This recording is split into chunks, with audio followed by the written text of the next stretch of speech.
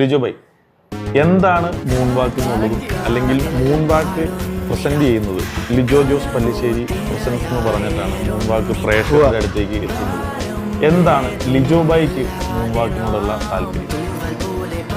ഞാൻ പേഴ്സണലി വിശ്വസിക്കുന്നത്, അതായത് ഒരു മേഖലയിൽ എസ്പെഷ്യലി സിനിമാ മേഖലയെ സംബന്ധിച്ച് പുതിയ ഒരു ബ്രീഡ് ഓഫ് ആളുകൾ, പുതിയ എനർജി, പുതിയ ഫ്രഷ് ആയിട്ടുള്ള തോട്ടുകൾ വരുമ്പോഴാണ് ഒരു ഇൻഡസ്ട്രിയുടെ ഏറ്റവും ഇൻട്രസ്റ്റിംഗ് ആയിട്ടുള്ള വളർച്ച, ഏറ്റവും നല്ല ഡയറക്ഷനിലുള്ള വളർച്ച സംഭവിക്കുന്നതാണ് ഞാൻ പേഴ്സണലി വിശ്വസിക്കുന്നത്. അത്തരം സിനിമകളുടെ ഭാഗമാവാൻ എക്കാലത്തും എനിക്ക് പേഴ്സണലി താല്പര്യമുള്ള ഒരാളും കൂടിയാണ്. അപ്പോൾ നമ്മൾ തന്നെ അങ്കമാലി ഡയറീസ് പോലൊരു സിനിമ, അത് ഒരുപാട് പേരുടെ ഒരു ഫ്രഷ് എനർജി ആ സിനിമയുടെ ഭാഗമായപ്പോഴാണ് ആ സിനിമയുടെ ഒരു ടോട്ടാലിറ്റി അതുപോലെ ഇൻട്രസ്റ്റിംഗ് ആയത് എന്നാണ് ഞാൻ വിശ്വസിക്കുന്നത്.